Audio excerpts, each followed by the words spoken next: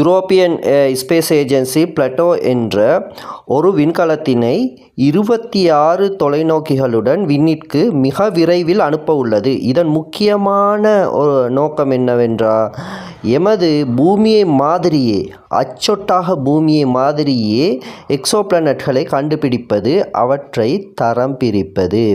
நீங்கள் ஒரு கேள்வி கேட்கலாம், இதுவரை ஜேம்ஸ் வெப் மாதிரியான அதிநவீன தொலைக்காட்டிகள் இவ்வாறான எக்ஸோபிளானட்களை ஆயிரக்கணக்கில் கண்டுபிடித்து உள்ளது தானே, இந்த பிளட்டோ என்ற புது மிஷன் எதற்காக என்று.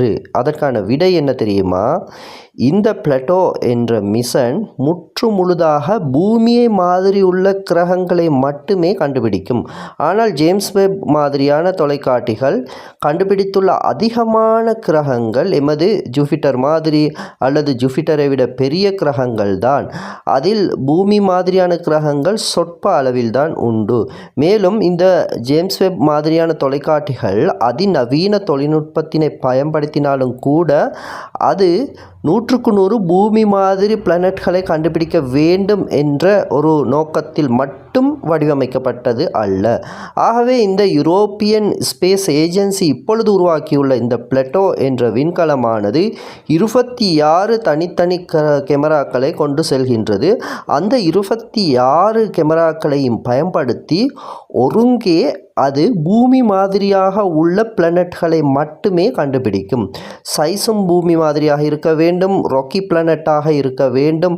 அடுத்தது அது அந்த பிளானட்கள் 100க்கு 100 ஒரு உயிர் வாழத்தக்க கோல்டி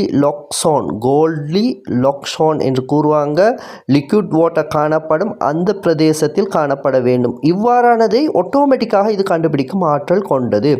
இந்த 26 கேமராக்களும் ஒரே அடியாக தனித்தனியாக இயங்கி ஒரே அடியாக ஒரே மாதிரியான பிக்சர்களை எடுக்கும், ஆய்வுகளை மேற்கொள்ளும்.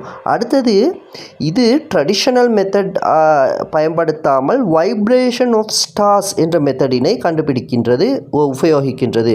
அதாவது வைப்ரேஷன் ஆஃப் ஸ்டார்ஸ் என்றால் ஒவ்வொரு ஸ்டாரும் ஒரு வைப்ரேஷனை உருவாக்கும், அதனை துல்லியமாக இது இனம் கண்டு கொள்ளும். இந்த பிளட்டோ மிஷனானது துல்லியமாக இனம் கண்டு அதில் அந்த ஸ்டாரை சுற்றி பிளானட் வலம் வருகின்றதா என்பதை உறுதி செய்யும்.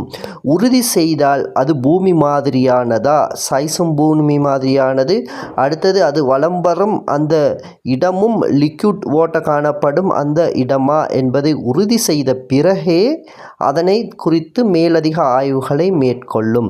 மேலும் அந்த பிளானட் அவ்வாறு கண்டுபிடிக்கப்பட்டால் அந்த பிளானட்டின் சைஸ் என்ன, அதில் உள்ள வாயுக்கள் என்ன, அதில் உள்ள நிலைமைகள் என்ன என்ற அனைத்து தன்மைகளையும் இது கண்டுபிடித்து விடும். ஆகவே இந்த பிளட்டோ என்ற மிஷனானது 100க்கு 100 எக்ஸோபிளானட்களை, பூமி மாதிரியே இருக்கக்கூடிய எக்ஸோபிளானட்களை கண்டுபிடிப்பதற்காக மட்டுமே உருவாக்கப்பட்டுள்ளது என்பது குறிப்பிடத்தக்கது. கூடிய விரைவில், அதாவது இந்த ஏப்ரல் மாதத்தில் நாம் இந்த வீடியோவை 2026 உருவாக்கி கொண்டிருக்கின்றோம். கூடிய விரைவிலேயே, இன்னும் டேட் அறிவிக்கப்படவில்லை, இது இந்த 2026க்குள்ளேயே விண்ணிற்கு செலுத்தப்பட்டு தனது பணிகளை ஆரம்பிக்கும்.